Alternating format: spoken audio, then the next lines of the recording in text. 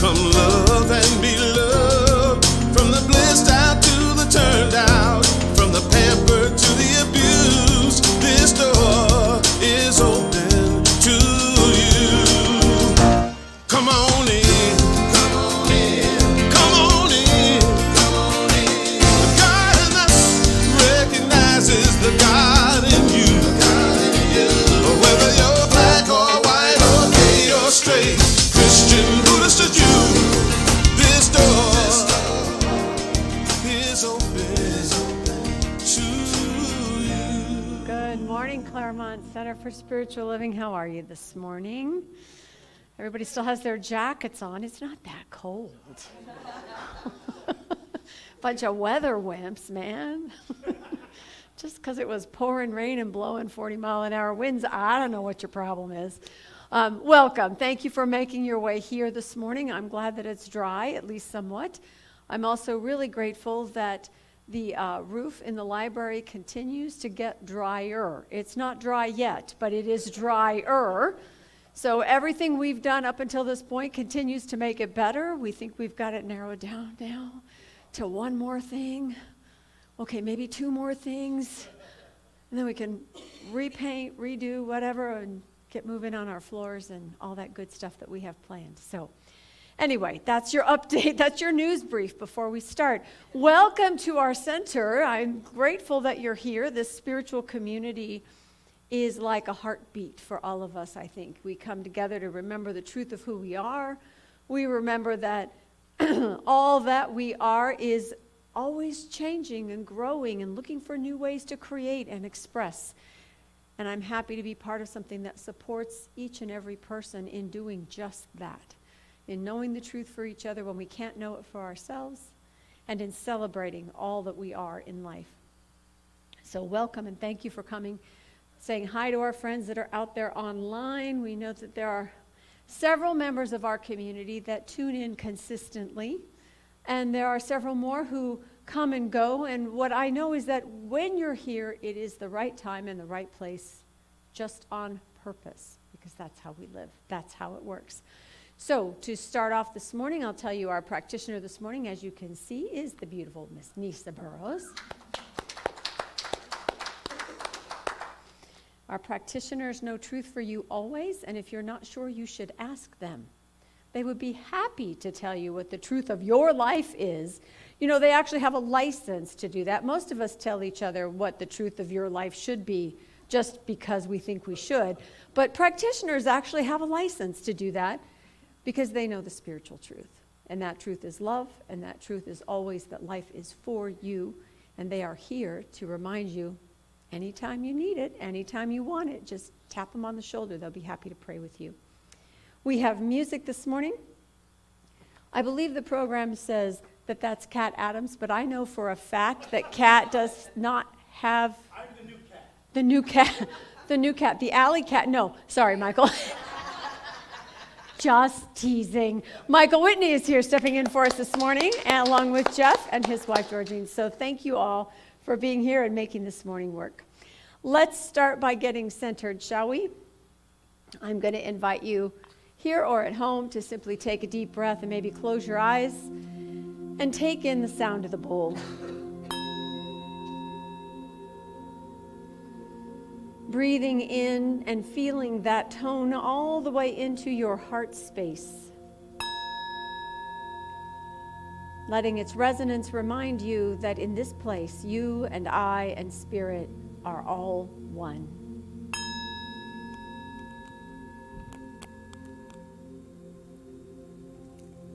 Dropping deeper within, into that space where the essence of being resides, the one life, the one love, the one power.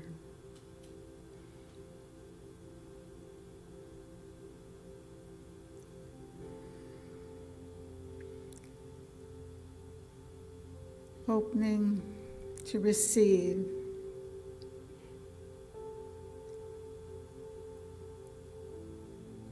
feeling the flow of the one life that flows to each one here, moves this moment through each one here.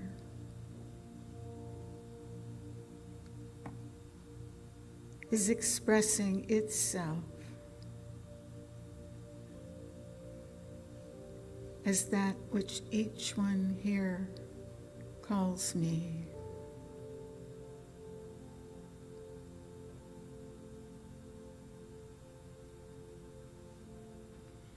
Opening, receiving, allowing the flow.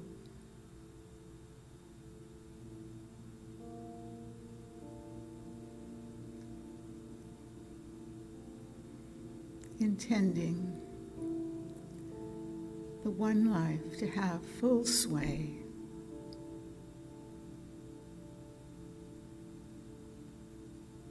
Each one here a radiant light,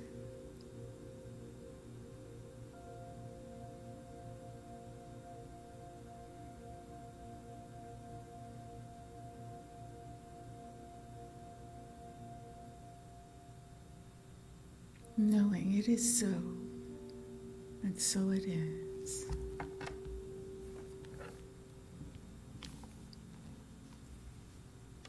Good morning. Good morning. My reading today is from Science of Mind, January 1992, and it's entitled Ready, Set, Go. Eric Butterworth says, "Within me is the unborn possibility of limitless living. Mine is the privilege of giving birth to it." And on page 143 of the Science of Mind, Ernest Holmes says, "We cannot live a choiceless life. Every day, every moment, every second, there is choice. If it were not so, we would not be individuals." How do we give birth to the limitless living to which Butterworth refers in the quote above? The answer is by doing something. There comes a time when we have all done all the praying, meditating, and reading that we need to do. It is then we need to act. If the Good Samaritan only had good intentions, no one would remember him. George Washington Carver was once asked the secret of his success. He responded, "I pray like everything depends on God, then I work as if everything depends on me." We need to take actions on our ideas. Now is the only time we're granted. Tomorrow may be too late. Sometimes it involves taking a risk, getting a mentor, a coach, or visiting a practitioner. I saw a story recently about a woman who wanted a relationship. She spent a year doing her spiritual practice, but then she went further. She made a list of the things she wanted in a man, wrote an ad, got 45 responses, and was married in 14 months. We need to ask, am I willing to commit to this? Do I really want it? If the answer is yes, go for it, and know that all the power of the universe is willing to help you live your dream. Until we act, we are merely dreamers.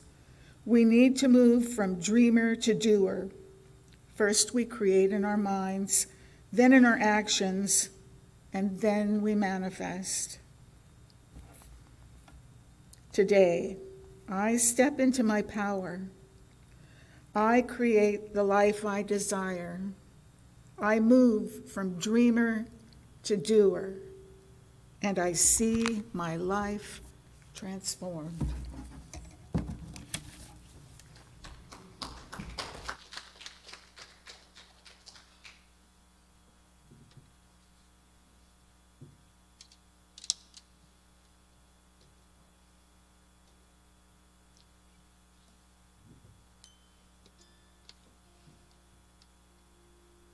morning.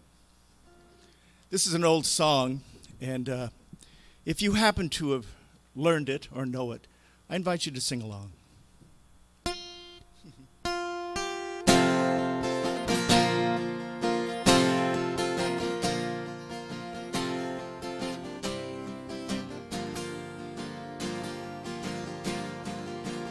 It's in every one of us to be wise.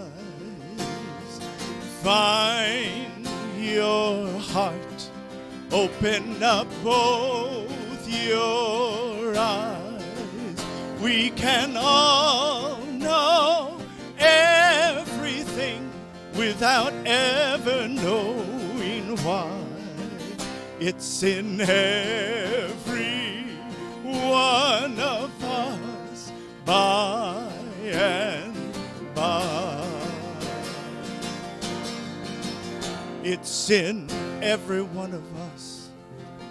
Just remember, it's like I've been sleeping for years.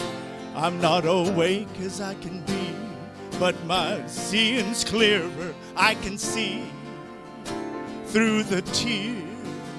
I've been realizing that I bought this ticket, but I'm watching only half of the show. But there are scenery and lights and a cast of 1,000 who all know what I know, and it's good that it's so. It's in every one of us to be wise. Find your heart, open up both your eyes. We can all know everything without ever knowing why. It's in every one of us, by and by. It's in every one of us, by and by.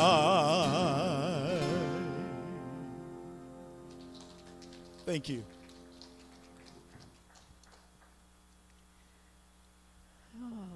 Lovely. Okay. So Martin Luther King's birthday is celebrated tomorrow. And I have a reading for us as we light our candle.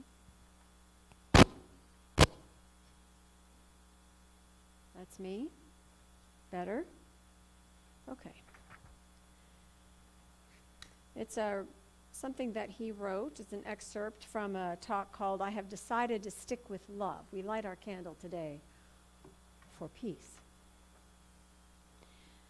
In his words, I'm concerned about a better world. I'm concerned about justice. I'm concerned about brotherhood and sisterhood. I am concerned about truth. And when one is concerned about that, he can never advocate violence. For through violence, you may murder a murderer, but you can't murder murder. Through violence, you may murder a liar, but you can't establish truth. Through violence, you may murder a hater, but you can't murder hate through violence. Darkness cannot put out darkness. Only light can do that. And I say to you, I have also decided to stick with love, for I know that love is ultimately the only answer to humankind's problems. And I'm going to talk about it wherever I go. I'm not moving. I'm not waving my arms or anything. I'm going to talk about it wherever I go. And I know it isn't popular to talk about in some circles today. And I'm not talking about emotional bosh when I talk about love. I'm talking about a strong, demanding love. For I have seen too much hate. And I say to myself that hate is too great a burden to bear. I have decided to love. If you are seeking the highest good, I think you can find it through love. And the beautiful thing is that we aren't moving wrong when we do it, because John was right. God is love. He who hates does not know God, but he who loves has the key that unlocks the door to the meaning of ultimate reality.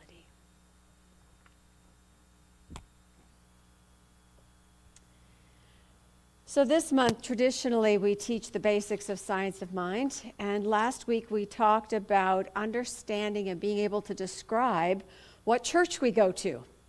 And how we're kind of not a church, we're more of a philosophy, but we're in a church framework because that's what worked for the time to teach spiritual truth. And we talked about how to describe what we believe in terms that our more traditional friends may or may not understand, but we know we come from love, we seek harmony and inclusion. We know that what we think is part and parcel of what we experience in the world, and that we are able to change our lives by changing the way we see and understand life. And so today we're talking about how it works and how to tap into that power so that we can prove this philosophy to ourselves. So my title today is I'm Convinced. I'm convinced. Are you convinced that this stuff works? Okay, well, that's what we're going to talk about today. So one of the main tenets of science of mind is change your thinking, change your life. But what we know too is that it's not just one day kind of sort of have a happier thought and then your life is all of a sudden happier. It takes a little bit more intention and discipline than that. But what we want to do is apply the things that we've come to understand spiritually, the idea that there is an energy of life that we are all a part of, that is expressing continuously, that is greater than we are, and we can use it. That this is something that when we align ourselves with this greater truth, we are then able to see the changes we wish to make in our lives. Having that spiritual understanding, having that new way of seeing, changes the way we actually live, what we experience, what is drawn to us, what affects us, and what goes right on by. Ernest Holmes calls this an active faith. Knowing from direct experience that a theory can be proved. Keeping our heart high to the truth that God, or life, or love, or energy, whatever you call it, that energy works in each and every one of us. So that spiritual life, that energy of all things, is in me. It means it's in you. And when I know it for myself, I can recognize it in you. I can only recognize out there what I know in here. So that awareness of my spiritual nature allows me to see the world from a spiritual perspective. You know how this works, right? You know that someone has done something or said something that you took a certain way and probably stomped off with it. Like, what's wrong with them now? Why are they yelling at me? And why didn't she answer me? There must be something wrong. And how come he didn't call me?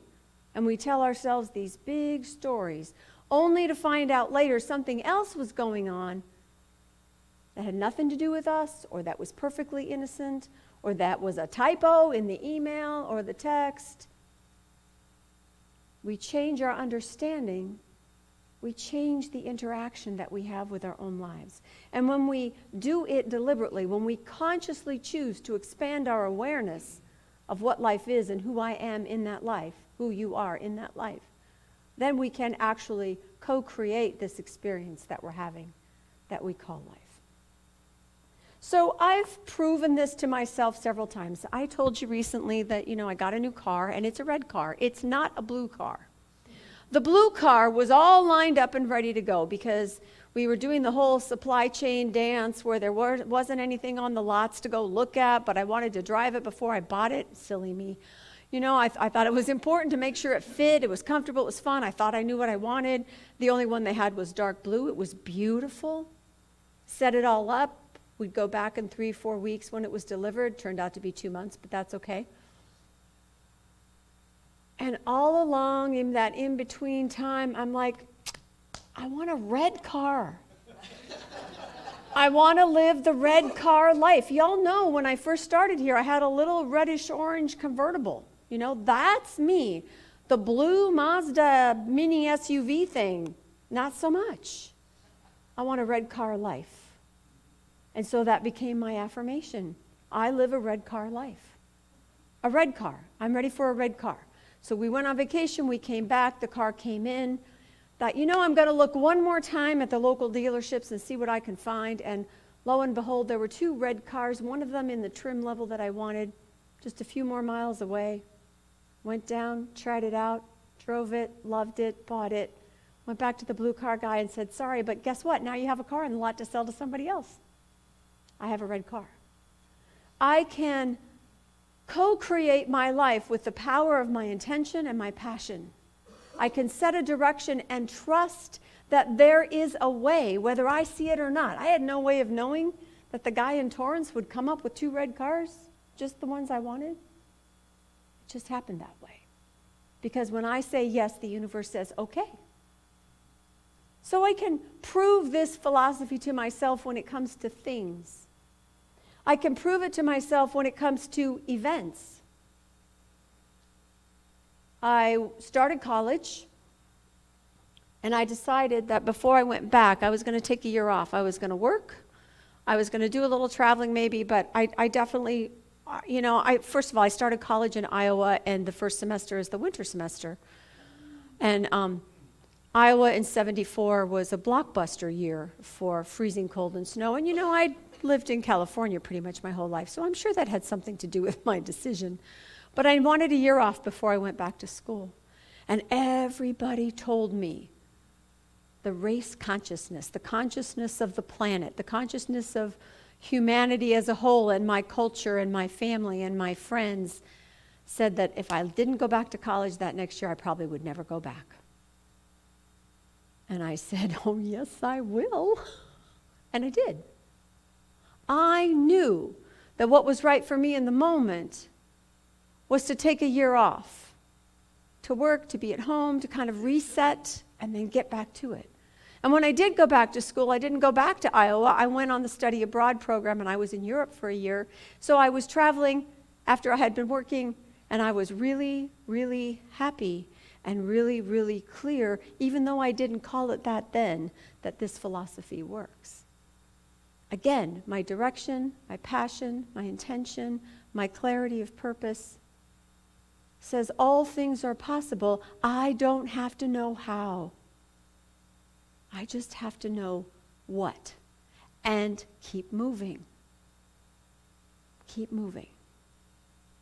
I can also prove this philosophy when it comes to how things unfold.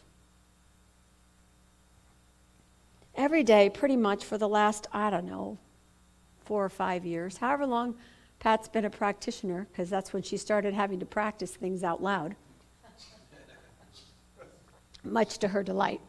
We say an abundance affirmation.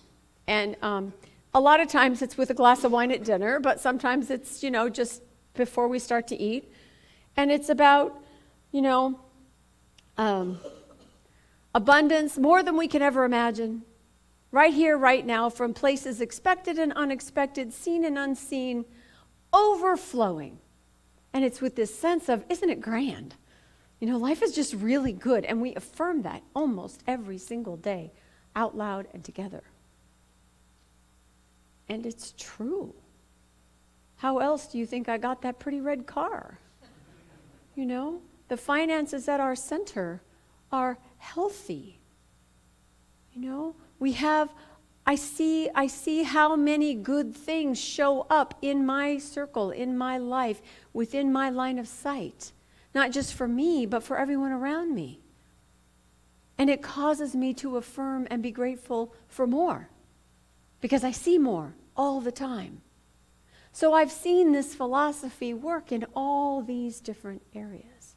And I think there's something to that repetition of saying that same thing all the time, you know, multiple times a week, that builds a new habit of thinking in my head, right? It sets me on a new path. Like when I start saying it, I may or may not believe it because I don't see it right away. but I can believe that there is an abundant life to be had. I can believe that things get better. In my own experience, I am better off now than I was 5 years ago, 10 years ago, 20 years ago. So I know that's true. So why not have it be true in finances? Why not have it be true in relationships? True in, name something, a career, what else do you need to have to be good?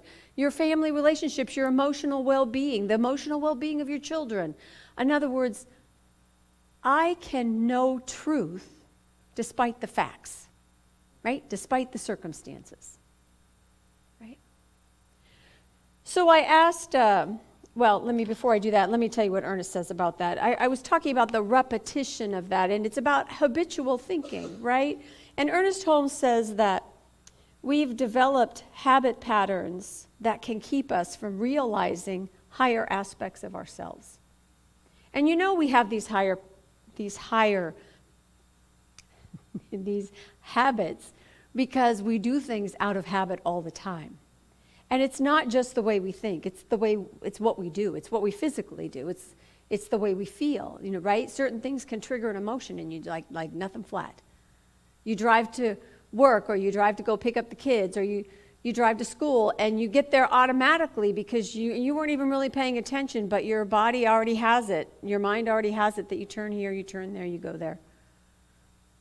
So when we consciously choose to change a habit, when we realize that some of our habits are holding us back, then we have the possibility of stepping into something greater. Holmes says that realization means the removal of all that is not real, meaning the truth of the matter, not the facts of the matter.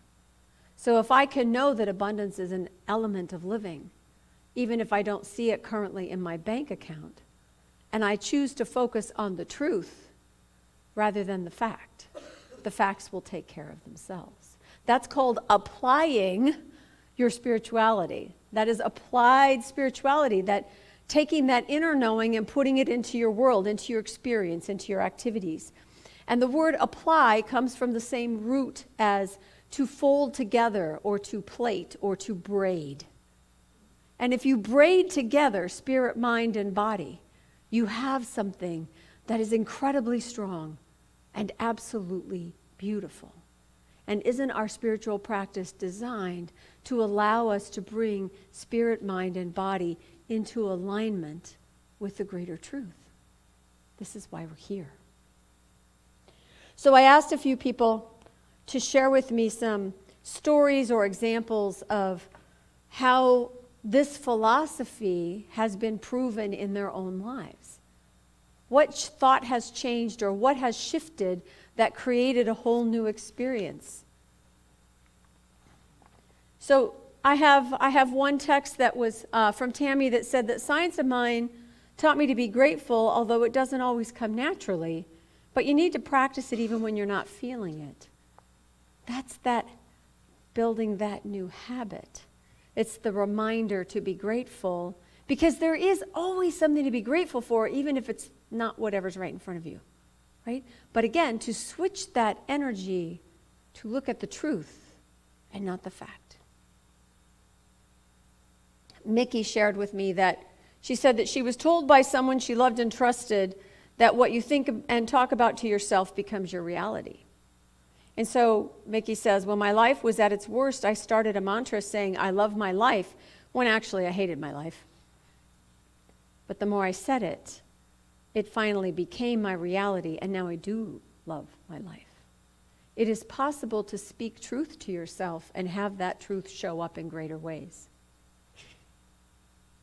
Sometimes we just need a reminder, right? We need to come back to center. You show up on Sunday mornings and you get reminded of other ways of thinking, other ways of looking at life. Sometimes it's music. Eddie Watkins Jr. has a song about changing your stinking thinking. You know, you play that song often enough, eventually it gets in, right? Sometimes it's just about reminding yourself that things work out. Maybe not right away, but they always do. Trusting the process, trusting life to outpicture the way that you intend it to go, to tap into the flow that's there, even if you're not seeing it. So Susie offered a mantra, God is good and all is well. And that phrase, that the one we all learned in Sunday school, as you believe, it is done unto you. Which means that if you don't like what you get, change what you believe. What you believe about yourself, what you believe about what's possible, what you believe about the truth of your situation that maybe you can't see from where you're standing, but that doesn't make it any less true.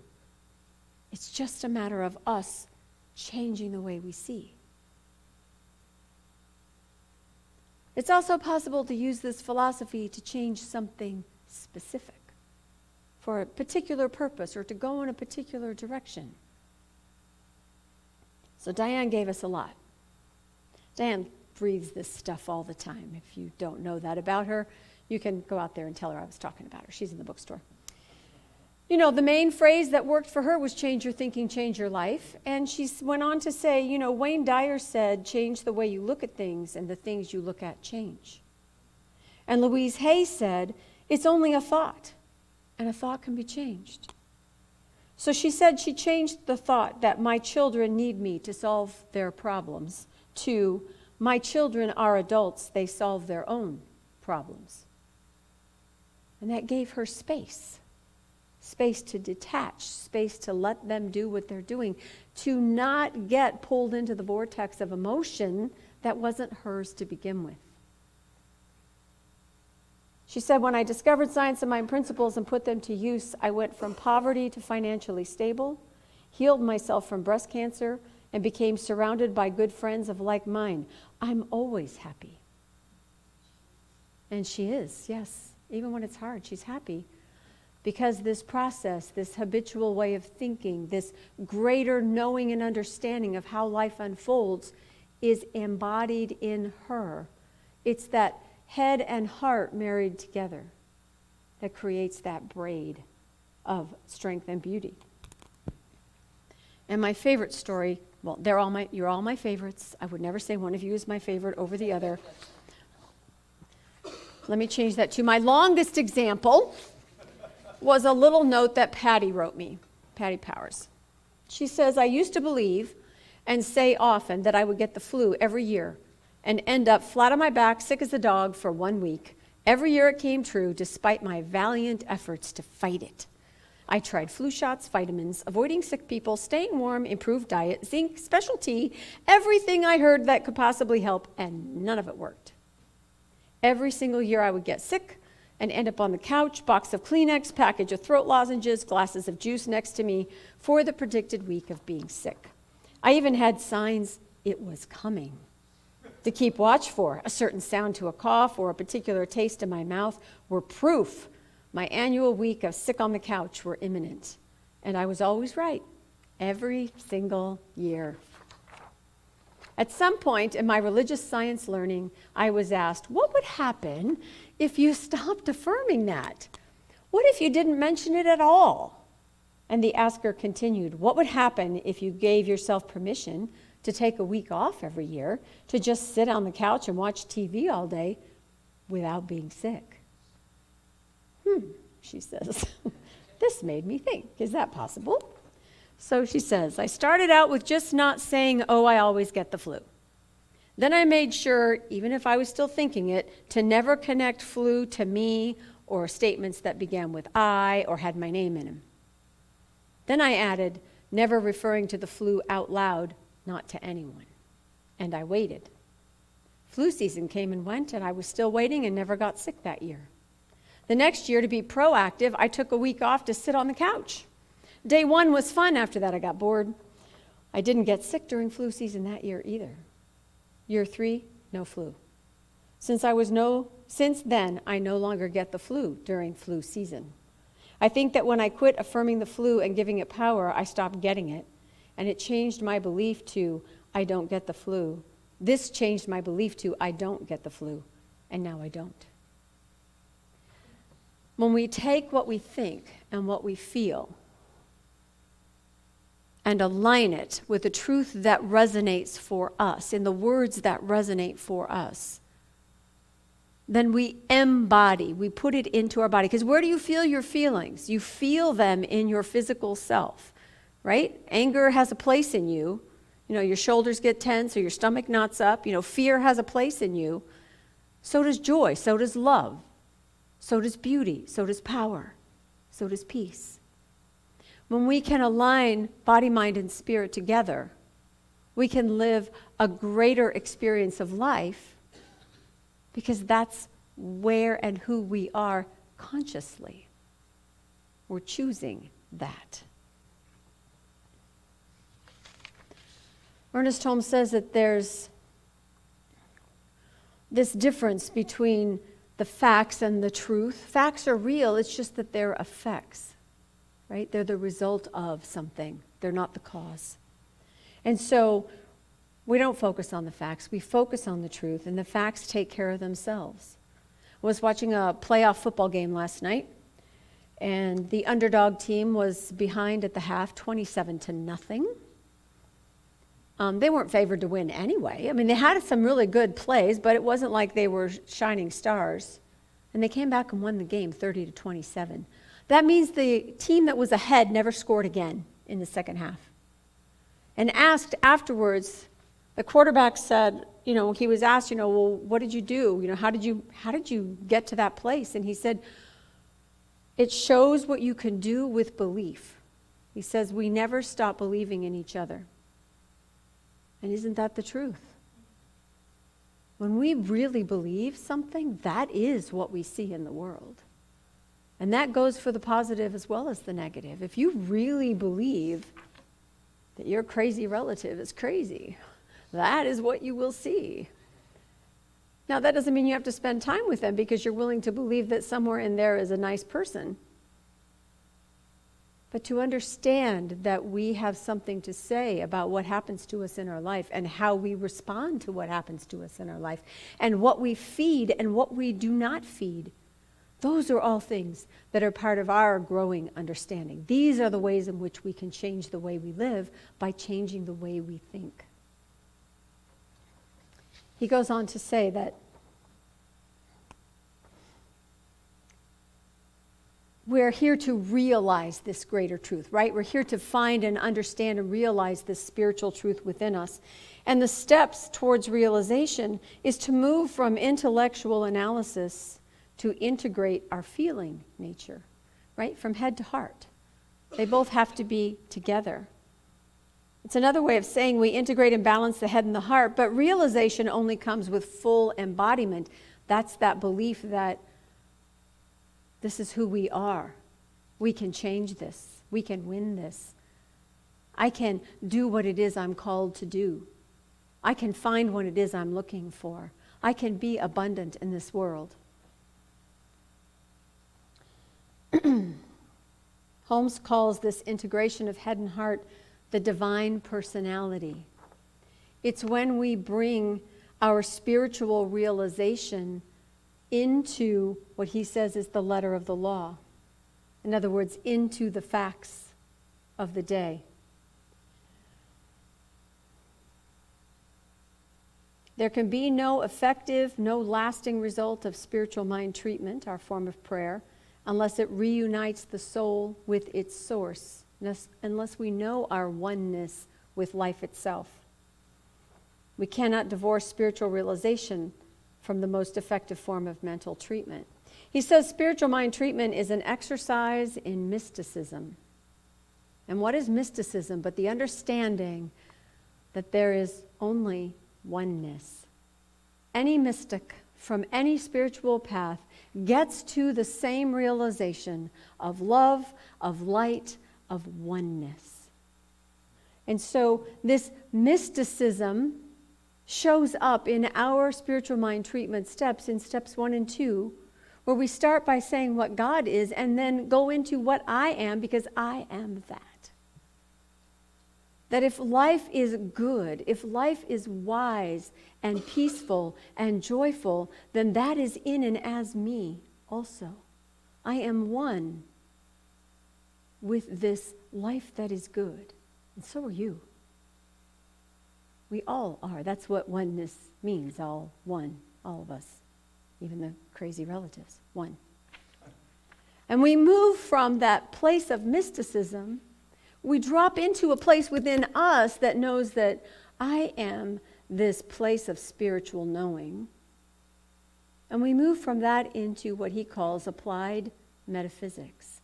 We braid together that spiritual understanding with what it is we desire, what it is we are grateful for, what it is we know can show up for us, and let it go. It's what we do then that brings everything together into the experience we call life. From realization, a mental equivalent is formed. He said earlier in this article, he said, words are molds. It's what the energy of life pours into. So what you say is the container of experience that you're inviting in. Words are molds. And it has power when we have embodied the consciousness behind them. In other words, when we really believe what we're saying, good or bad, it has power in our lives. So he says to move from realization, a mental equivalent is formed. The mental equivalent becomes the word, the container. The word is consciously spoken and directed. We say what we want. And the thought becomes the thing. It shows up.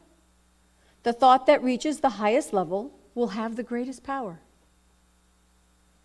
And so his advice to us is that we should train ourselves to listen deeply to the Spirit which spontaneously flows through our own being.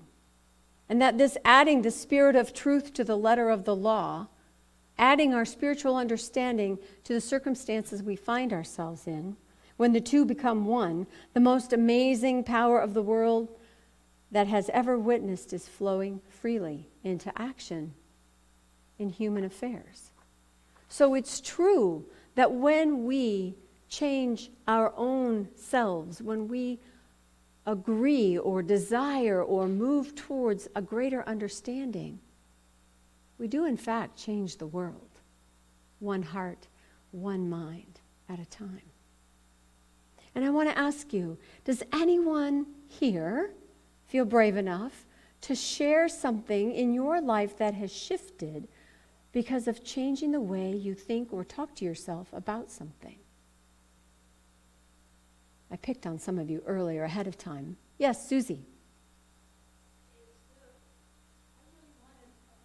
Really wanted a puppy. And if you'll notice, she has a puppy on her arm.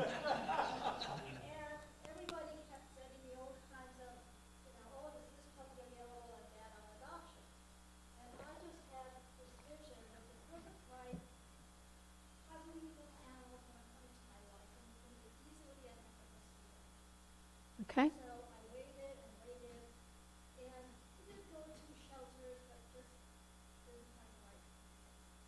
They were closed. But anyway, I made one phone call. Within 2 hours, a lady bought the phone. And she's been my lap since. Thank you, God. I'm just so grateful. That's lovely, lovely.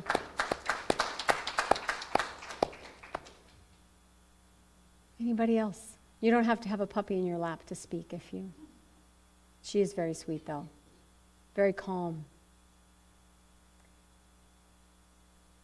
Okay, so I trust that you know in your own life that you have shifted in some way because you come here, because you read what we read, you listen to what we talk about, you hear the music, because you want something more for your life. You know, I read this week that being unhappy is your spiritual nature telling you that things can change. It's telling you that there's possibility. And I had never thought of it that way, but isn't that much more delightful than life sucks? Which is where we usually go with things when we don't feel well, right? It's just your spiritual nature telling you that things can change. You get to pick where. You get to pick what habit of thinking you would like to invoke. And you can trust this process. And if you don't think you can prove it to yourself, if you're not sure that it really works, look back on your life and I guarantee you that somewhere back there, there's a red car, or there's a year off, or there's abundance where there hadn't been before. Because your nature is that of power. It is that of love. It is the very energy of all good things wrapped up in that divine individuality that we speak of. So don't take my word for it. Go ahead and prove it to yourself. Namaste.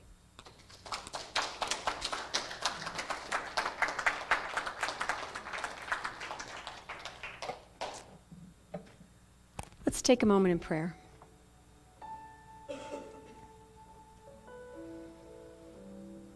Breathing into that heart space that is always at peace. That place untouched by the outside world, by everybody else's ideas of what's right or wrong.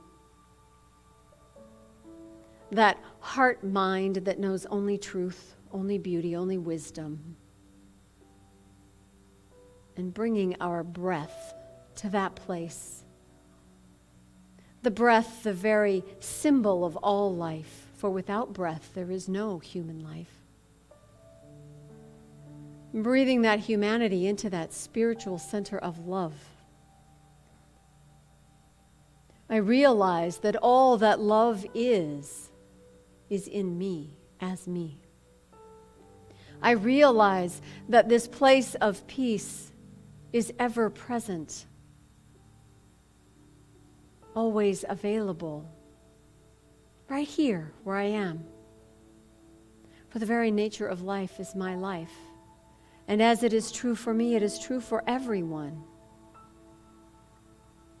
That the love and light and energy of life is the truth of everyone. And so I speak a word calling forth that light to shine that I might see it in myself and in others. I speak a word that the human debris of misinformation and mistakes and blame and shame and guilt and frustration and anger and all of that which gets in the way of love is simply healed. For I know that the power of love cannot be denied. That when the light of love is directed into any dark corner, there is instantly light. And that the healing power of spiritual truth is more powerful than any circumstance, any human emotion, any place of despair. And as I embrace the human experience that I am a part of, I choose to recognize the spiritual truth that is fueling my every breath, bringing that light of spirit into this body of mine, these emotions, these mental gymnastics that I go through, bringing the light of spirit to shine, to show that life is good, even here, even now, that abundance is truth, that peace is at hand, that we are all one. And I let this go in gratitude, blessing everyone I meet along the way, trusting everything to continue to unfold for the highest and best. Being grateful for the ability to choose how I respond, what I say, what I do, what I think,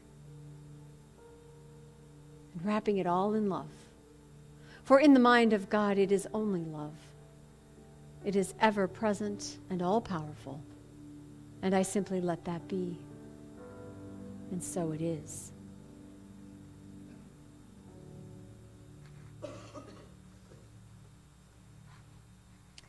And so I invite you to join me in saying our affirmation. You'll find it in your program. I'll say part of it and have you repeat it after me so that everyone at home can also join in with us. I align my thinking with spiritual truth. And see my life changing for my highest and best. And so it is. All right, let's have a little more music, shall we?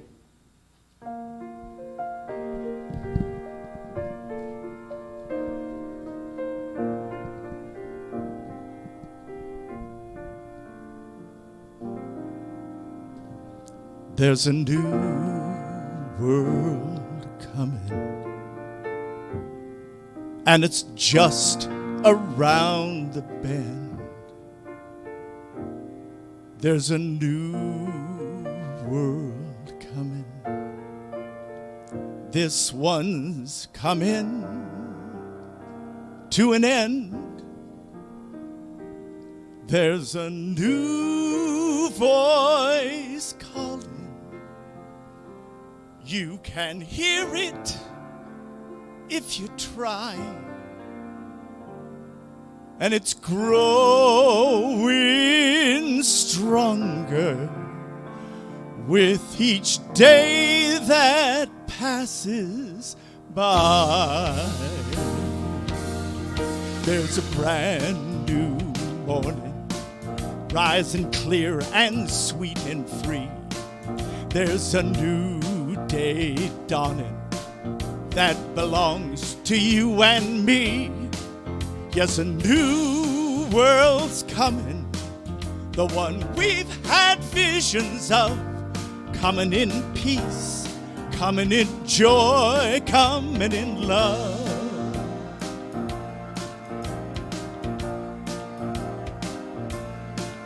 There's a new world coming, and it's just around the bend. There's a new world coming. This one's coming to an end. There's a new voice calling. You can hear it if you try. And it's growing stronger with each day that passes by. There's a brand new morning, rising clear and sweet and free. There's a new day dawning that belongs to you and me.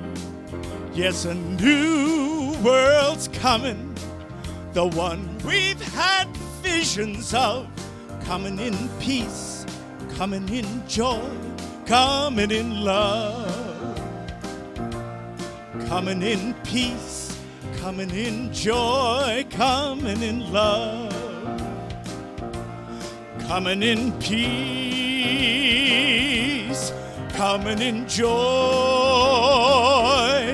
coming in love.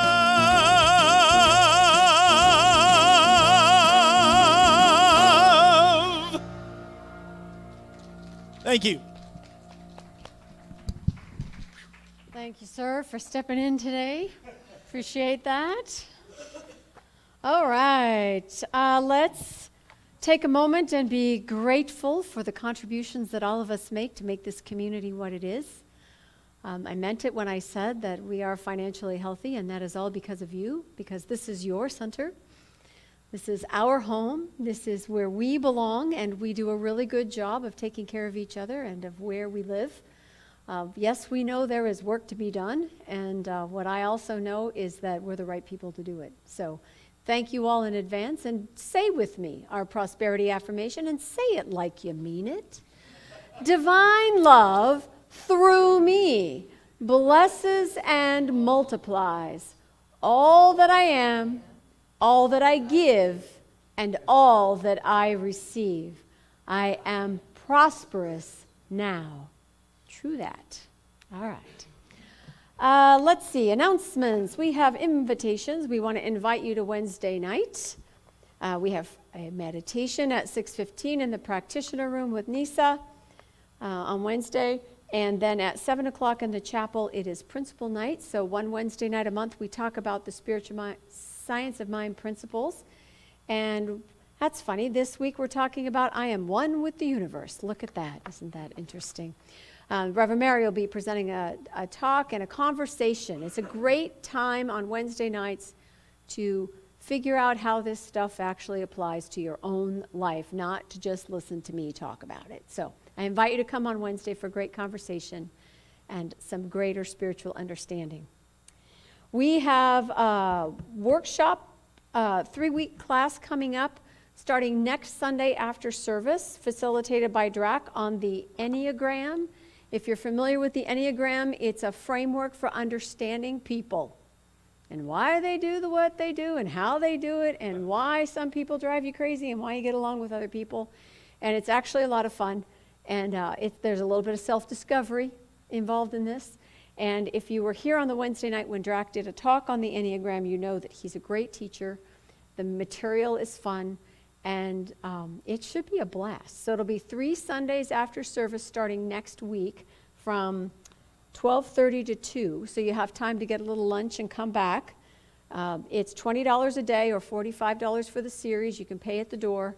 And do come. If you can't pay, talk to me. We'll figure something out, all right? Because if you want to go, if you feel called to expand your understanding, this is a fun way to do it. So join us on Sunday afternoon. We also have a workshop coming up on Saturday, January 28th. So this is a little bonus for you, taught by Nisa from 10 to noon on a Saturday in the chapel. It's called, it's the treatment board workshop. So you've heard of vision boards, right? Glue, scissors, paste, pictures, words, arts and crafts. You don't have to be good at it, right? This is specifically around how to do a spiritual mind treatment in a visual format.